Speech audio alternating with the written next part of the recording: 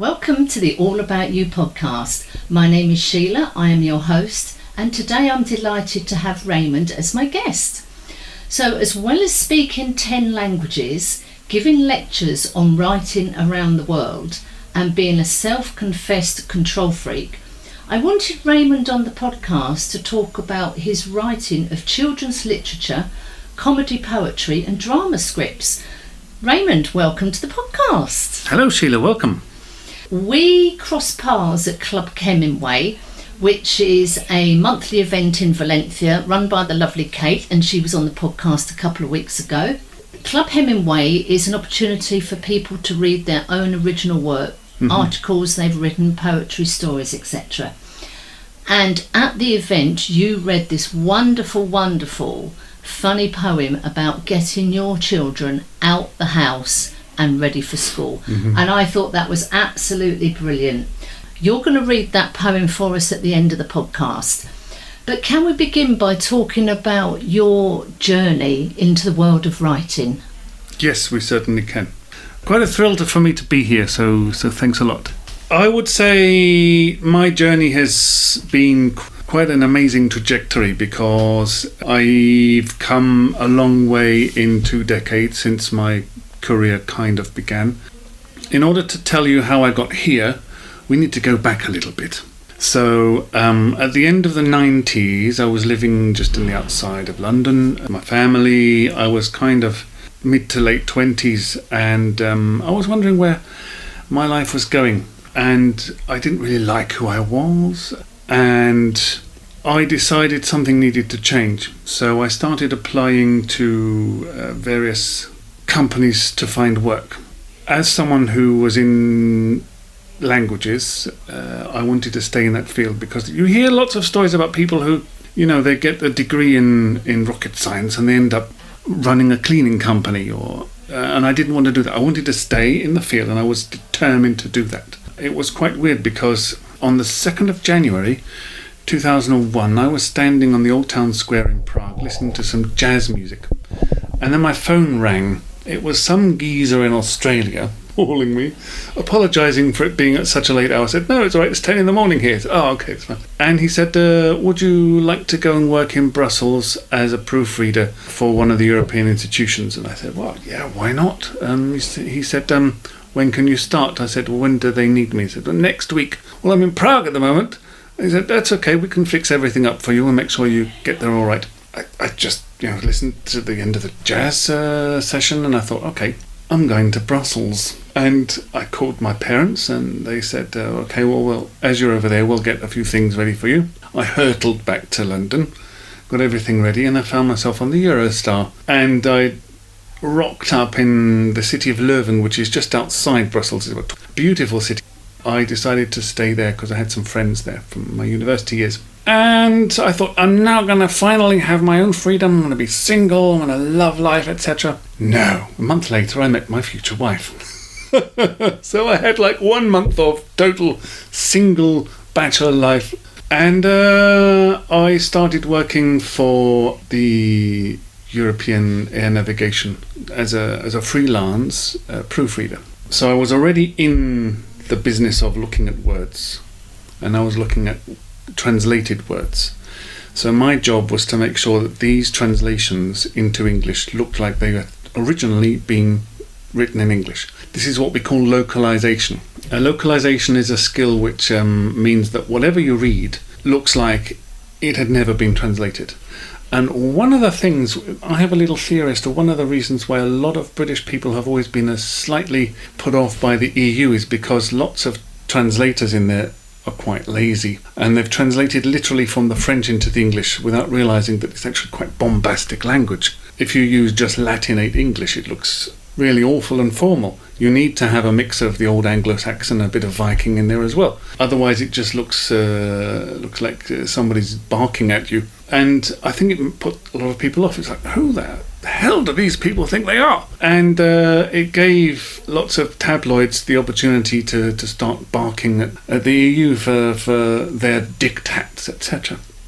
So I wanted to do something to change that. And after a while, it became obvious that I enjoyed looking at words and putting them into their right places. I wasn't really cut out for that. I need something else because I couldn't stay in my chair for more than 20 minutes. I have to get up. But I want to stay in the European environment and I want to stay in language. What am I going to do? I don't know how these things happen. I was sitting in a pub. I'd had 3 Belgian beers, and if you've drunk Belgian beers, you know they're pretty strong. And this guy who was a friend of a friend was sitting next to me staring at his, and he said, I've got an interview for a job tomorrow and I'm a little bit panicked. I said, what time is it? 9 o'clock. I said, it's 3 o'clock in the morning now.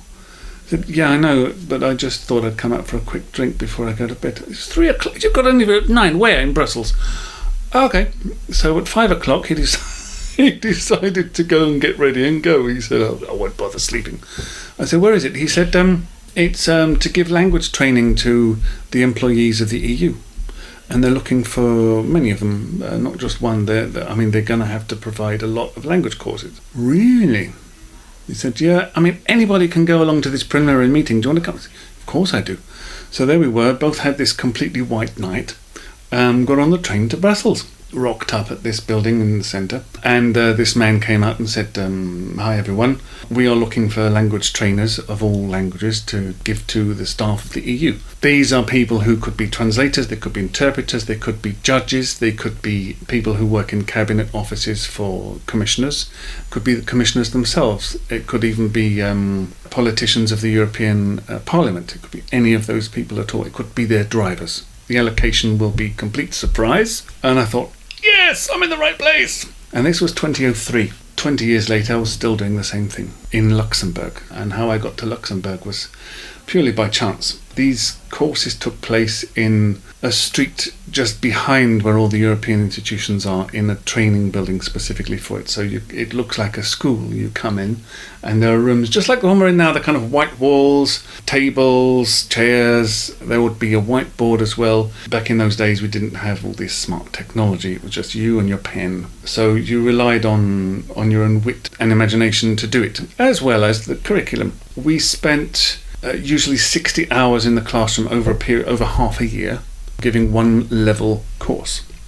There'll be 12 levels. So if you gave a level 1, these are real beginners. There were hardly any beginners in English. Usually the beginners were doing Maltese or Irish.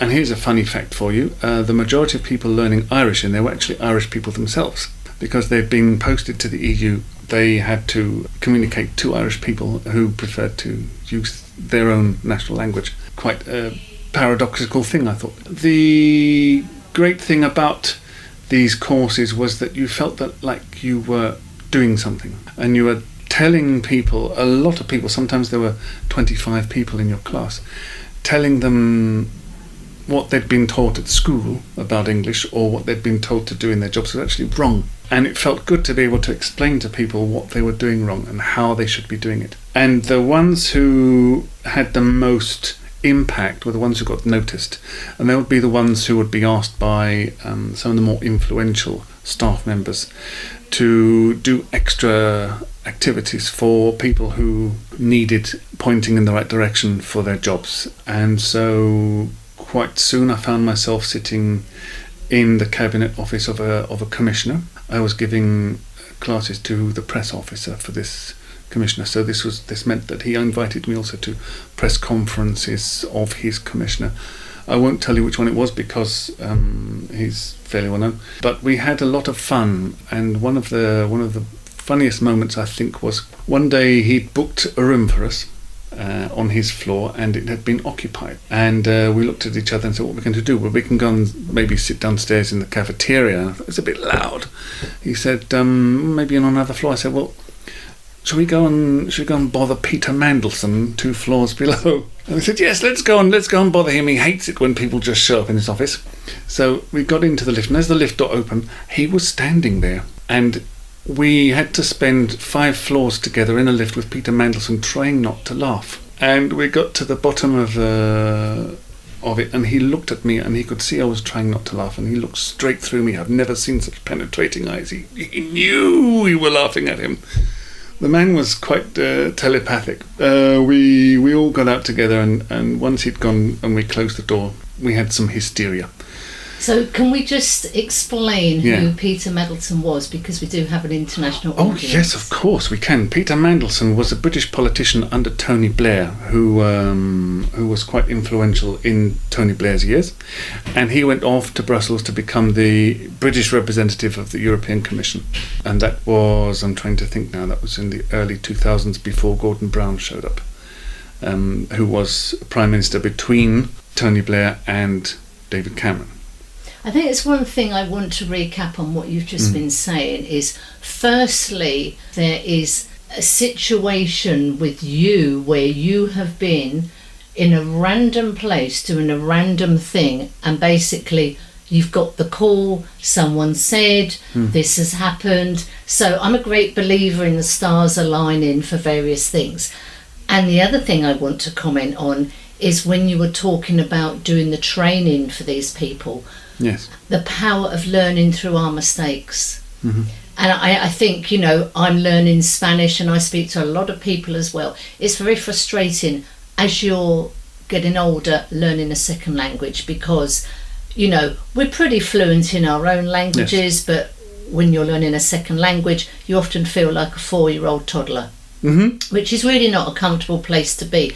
But I think it's very interesting, as you say, recognise it's through our mistakes, and that's with anything, where the power of learning comes from. So I'm glad you brought that point up. Very much so. One of the big things that we needed to point out, and this was actually such a huge mistake that was put in the curriculum, was the use of the word must and must not. Because if you take certain EU languages, French, German, it's quite common to say must for a lot of things. For example, if you want to go to the bathroom, you must go down the corridor, it's on the left. Whereas you wouldn't say that in English. We would open a door and say, you can go to the one down there. And I remember very distinctly, I was getting a sandwich in Commission canteen, and the lady said, we were speaking French, and the lady said in French, I'm sorry, we're closed, you must go to the one over there. And I was so offended by her saying, you must. Who do you think you're talking to? Then I realised, yes, of course, because in French they use must. So I had a lot of explaining of those things in the classroom to tell people, actually, rather than that in English, we kind of open the door and say, we're closed here, but the one over there is open. And people were like, okay. And it kind of sounds a little bit more like friendly and a bit more inviting. Yes, those are the ways that you deal with those types of things. There came a time where we decided that Belgium wasn't the country for us to be in. And it was more a case of what we wanted out of our own quality of life rather than our careers, even though I really enjoyed what I was doing. So the idea was that we were going to continue doing what we were doing somewhere else. And the opportunity came up for me to continue it in Luxembourg. But living in Luxembourg is a fairly expensive procedure, even back then. So we decided we'd look around, and we came across a lovely watermill in Germany on the banks of the River Saar. Now, if you can imagine anywhere else in the universe, to live in a huge watermill would cost a fortune. The great thing about living in Germany is that they see house price rises as bad news. And so it's a very, very reasonably priced place to live. And you'll find living in one street in Germany, you can be next door to someone who works in the print works, or someone who drives a bus, and then there might be a doctor or professor, and they all live in the same street. At least in those days, in that particular part of the world, it was fairly affordable. It's a bit different now. Back then, only 15 years ago, it was pretty easy to do. And another thing is, Luxembourg is great with public transport, so you can actually, to get from Germany to Belgium or France, nearby countries, through Luxembourg, you only needed 2 buses. In fact, funnily enough, in Germany the public transport is not as good as what people think. One of the reasons why people think German trains are always on time is not because of the fact that they are nationally stereotypical on it. It's because there wasn't a train for the last hour, so the whole track is completely empty. I must admit, I've never been to Germany, but I have this vision of everything running to time, to the calendar, to the clock. Everything's organised, everybody knows what they're doing. It's not quite like that. No, actually, Germany is a little bit like, it reminds me of the UK in the 80s in many ways, that It's a country it's in flux, and it's going from a country where everything seemed to work and everything seemed to be great.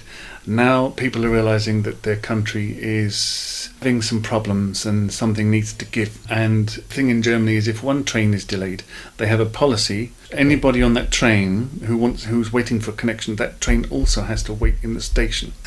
So you can sometimes see a huge panel of delays, because if you're coming into a major railway station like Stuttgart or Munich Central Station, there may be 5 or 6 people getting on 5 or 6 different trains, and they're all having to wait. So the train to Basel is delayed, and then the train to Prague is delayed. So it's not quite as efficient as we are led to believe then. Absolutely, yeah. Anyway, I digress. I do apologise. Let's get back onto the story. So, for the next 12 years, my wife and I lived in Germany in a place called Saarburg. Bought a house, beautiful house in a river valley, with a garden that went uphill. It was about 100 metres to the top of the hill, and it had almost a different microclimate at the top of the garden. And it was my labour of love, because I planted 30 trees on it. It was just a huge area of grass with nothing. We put a pond in there, put terraces. There came a point where we decided, living in this lovely big house, we needed to fill it with a few people. So we had 3 children in 3 years. And my eldest daughter was born on the 29th of August 2017, and it was the happiest day of my life. And that was the day that everything changed. So a friend of mine actually came down to keep me company, because I was in a bit of a state. We went out for dinner on the evenings while my wife was in hospital. He did all the shopping for us and driving around, keeping everybody calm, and he drove us home at the end with the baby. Thanks to him, a lot of things could take place which wouldn't have done otherwise, because I only learnt to drive in 2019. And the only reason why I learnt to drive was because of having 3 kids. I couldn't take the bus anymore. Yeah, you knew your future life of being the chauffeur. Yeah, so I was actually a non-driver until I was quite late in life. And this man, his name is Preston Losak. He's from Texas, but he now lives in the Netherlands. And we met in Leuven. He's a poet and a philosopher, and I think one of the biggest issues for me was I've always had something that I wanted to say, or I've always had an opinion on things, but I've never really gone out and expressed it. And I thought, I need to do something about that. So I decided to start writing. He does a lot of writing himself, so I was able to kind of get a little bit of his... A bit of influence or mentor you? Yes, that's the word. So with my work at the EU, it was the ideal time for me to start thinking about other things with the children coming along. And then COVID happened. And COVID was the big break between me and my work at the EU. Because we went from being in a classroom situation with people that we knew face to face. Some of these former students of mine I have been friends with for years. And suddenly we're thrust online, and these people become just a face at the end of the screen. Classes never really returned to the classrooms. They've kind of always remained online. They've now started to go back, but it's been a while. I've kept a lot of hybrid classes and classes online, which is good for me. I don't have to get the bus to Luxembourg anymore. Mm-hmm. This was the opportunity for us to pivot.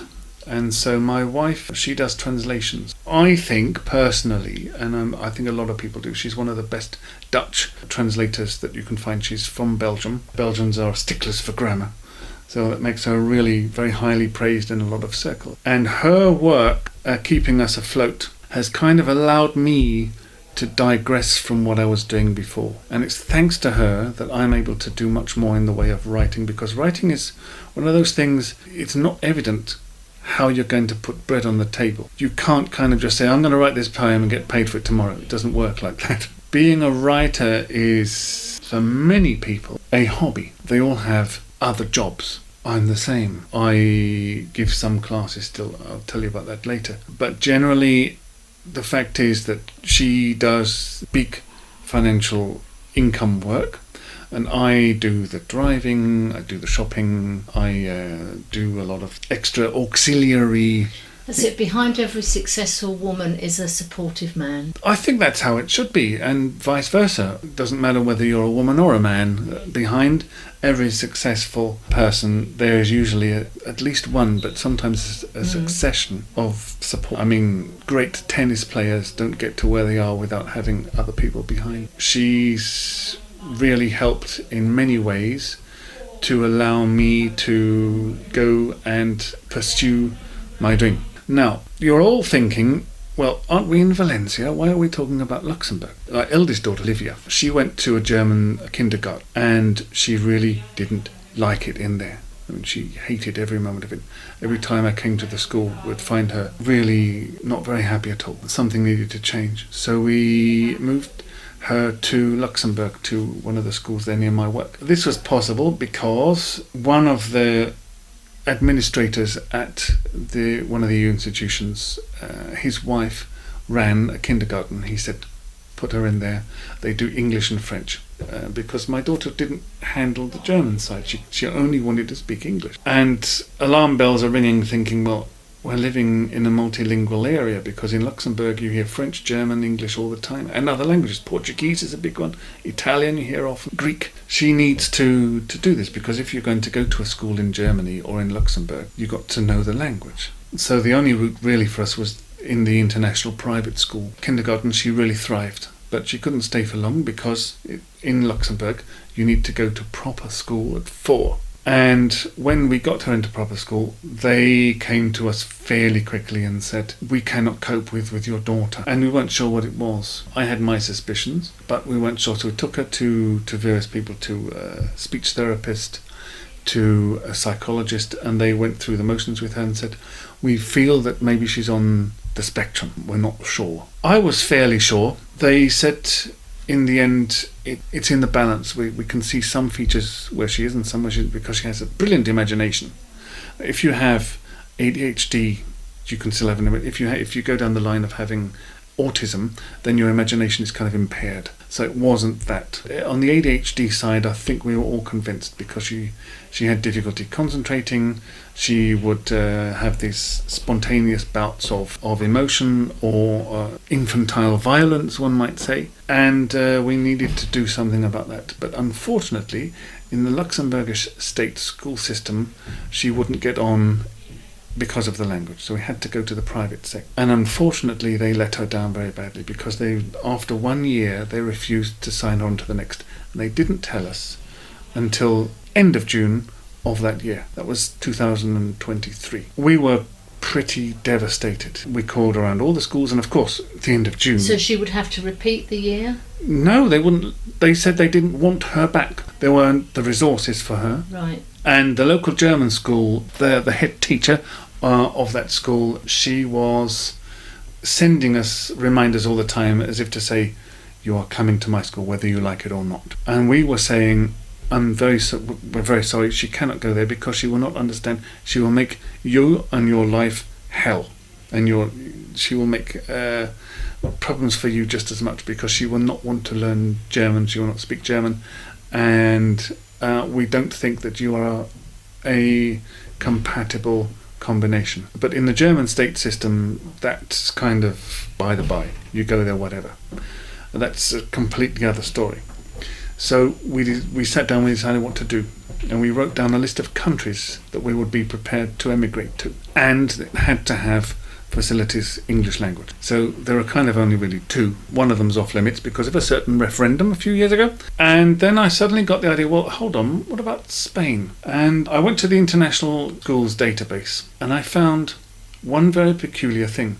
Valencia, the city, has 3 times more English language private schools than the entire country of Luxembourg, and the provinces of Western Germany combined. And I thought, oh, hello, I think I'm going to plan. And I checked it all out, and I flew out to Valencia last July, blisteringly hot day. I took 7 shirts with me for a weekend, so I came on Thursday evening. I had a meeting at the school on the Friday to check it out. I was going home on the Sunday. It gave me Saturday to look around. And I wore all 7 shirts because it was so hot, and I still had to buy 2 more. I thought, okay, apart from the heat, I think this is a great place to come. So we landed in Valencia, and we had like 2 months, no less, end of June, just the month of July and the first part of August, to clear out our house in Germany. Can you imagine, this is a house full of memories, a house with everything that we'd ever done as a family, the place where they'd come home from the hospital after being born. All the memories that went with that. It was a real great wrench to the extent that I think it took me until spring of this year to actually get over it. And this is where my writing came in, because it's such an escape. Since September up until now, I've done much more writing, probably more writing than I have done in the previous 20 years. And it has been the thing which has made me understand what I'm supposed to do next in life. So as you were saying earlier on, there have been these kind of coincidences written in the stars. Well, the biggest shooting star that came across the sky was the necessity for us to move to Valencia here. Moving here was actually a really stressful thing, and that kind of also helped in taking away the pain, because the stress was worse than anything else. We hadn't signed a contract to stay in any place in Valencia until the 31st of August. We were supposed to start school on the 5th of September. And I was looking through Idealista and a few of those other websites to find places for us to live. I mean, if you are a couple, you're fine. There's plenty of places. But you've got a family of 5. You need 4 bedrooms. That reduces down to probably about 3 or 4% of all the available properties. And then you've got to kind of be a little bit more flexible on where you're looking for. There was one particular place that was in El Puig, which is a little bit up the coast. It's about 12 kilometers to the north of Valencia. 4 bedrooms overlooking the sea. Beautiful balcony. They're like the complex of this urbanization has like 3 pools that you can use. It has its own cafeterias, bars, restaurants. And I won't tell you about the rent because it was very reasonable indeed. And I don't want anybody else getting it. So I'm going to say nothing about that. And I'd looked at all other places which were available, and I could just sign there and then. I thought, no, I'm going to hold out for this one. And I got to the middle end of August, and I thought, I'm being really silly. I could have had 3 or 4 other places, but I'm holding out for this one by the sea, because I believed it was my reward for all the things that we'd been going through. It was a reward for our family for having to leave where we'd all known everything before. And on the 31st of August at 6 o'clock in the evening, we signed the contract. And then the next morning at 10 o'clock, we arrived at that apartment. We lived by the sea. So that was quite a big thing for us. I mean, if you can imagine, you move from everything you know back in Germany to 500 kilometers from the sea to living right by it. I felt like karma had decided that it was my turn to win the lottery, which had never happened to me in my life before. The apartment itself is quite antiquated. There are still like electric fittings that come loose and light bulbs that flicker now and again. They've kind of been in there since I think the apartment was built back in the 50s. It's still such a wonderful place to live, and you, with the window open at night, you hear the sea as you're sleeping, the rhythm, the white noise that provides you. In the morning you can be woken by the sound of birds, and there are so many more birds than you ever thought would be in Spain, with different noises. You can still hear the magpies, you can still hear the nightingales at night. They go to a school in Valencia, a private school. It's an English language speaking school, my kids, where they are very well looked after. I kind of think that the curriculum that they have in there is a bit demanding for their age, I would say. But I guess this is the thing about private schools, is they are supposed to make the parents impressed by what they can do. So I kind of get that. But the journey that we have, this is the difference in life. So back in Luxembourg, we used to get up at 6 in the morning. We would get ready and leave at 7 in order to be in Luxembourg by car around about 8:30, because the traffic was horrendous. So it's already an hour and a half in the car every morning. And then when I dropped them off on the other side of the city, I then had to drive to my office in the centre of the city before 9 in order to give classes. I was a zombie at the end of the day because I had to do it all in reverse at the end. Here, we get up at the leisurely time of 7:30, have a spot of breakfast and a chat, and the kids might play a little bit. They're being got ready. We'll all go downstairs to the car, put our bags in the back and drive off. We drop them at the school. We find a parking space around the place, go and have a coffee across the street, and then we'll drive to our office in Cabanyal, which is like 200 metres from the beach there. It took a long time for me to get over where we'd come from. But if you're going to be able to get over it, you should at least make it somewhere like this. One of the things which I realise is how the stress of sitting in a traffic jam in Luxembourg has changed to the stress of getting my kids to school in the morning here. And so I wrote a poem. I do love a catchy title. So the title of my poem is The Daily Rent getting 3 young children to school and then heading to the office. That's the whole title. I would like to trim it down, but I kind of like that. It says what it is. It does, yes. All right, everyone, it's time. Start putting on your shoes. It's coming up to 8:45. There's not a sec to lose. Yes, that's very funny with your shirt on upside down. But now I'm going out the door. Oh no, don't pull that frown. Please stop crying. I'm not really leaving you behind. But I just asked you, get your shoes on now if you don't flipping mind. Okay, we have one fully dressed and holding her backpack. Oh, what do you mean? You've already eaten your mid-morning sodding snack. Just get your bloody shoes on and I'll make another sandwich. Yes, dear, I'll be sure that I will wisely mind my language. What's up now? You've got your brother's socks wedged in your knickers? And why is my laptop screen now covered in fairy and pony stickers? No, I will not just calm down. I've got a class on Teams at 10 o'clock. Now Tinkerbell's a student, so it seems. Go and press the lift button while Mum gets on her coat. Take pepper out your mouth before she blocks your bloody throat.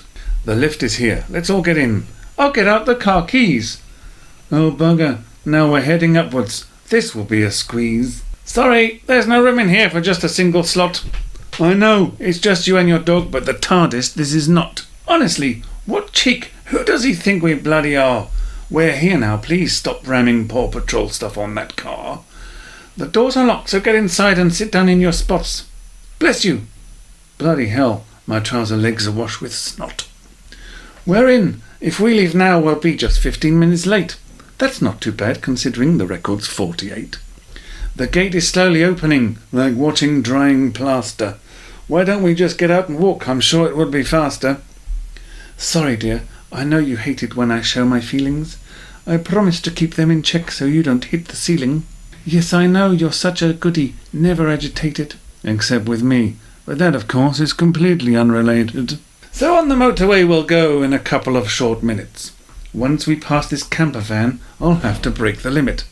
For what it's worth, the speed cam's never on in Alburia. It doesn't matter if your velocity is higher. Look behind, a single driver in the carpool lane. I'll slow right down until it makes the bastard think again.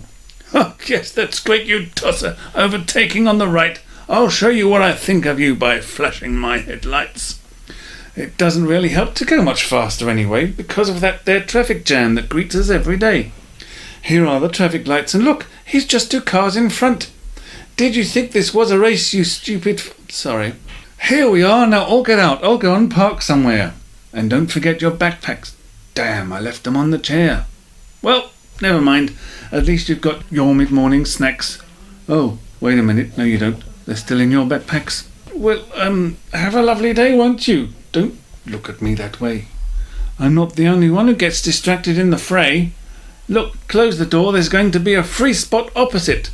Too bloody late, that bastard in the van has taken it. I'll drive round the block and pick you up again. That's best. And then we can go off to work and have a bloody rest. The dire lack of parking spaces here makes me despair. And now the kids are safe in school, I properly can swear. Oh, where the fucking hell is she, my 4th time round the block? That batty old Kartoffelkopf is getting on my cock. Oh, there she is, the liar. Now I truly understand. She's perched her on the corner with a coffee in her hand. Get in. I see you didn't piss away a minute, procuring a cup for single use with steaming brown stuff in it. While I go round and round the block, you think I work for free? Well, you can have your lunch on your... Oh, you got the drink for me. I see the lights are red again for a generous interval. And look, that blue Mercedes has begun already to crawl. The pedestrian light is red, that's all. We should still be in station. These Spaniards really see these traffic signs as decoration. Here we are. I'll drop you off and go and park the car. It's Thursday, so it's market day. I'll likely drive quite far. I don't have long. My online course won't start unless I'm there. Oh, shit. I think my laptop's with the bag upon the chair. Bah, never mind. I'll give the seminar over my phone. So let's get on. This car won't have a space all on its own. Oh, just a minute. I'm alone in this here pile of crap. Let's get up to some mischief in this 15-minute rap.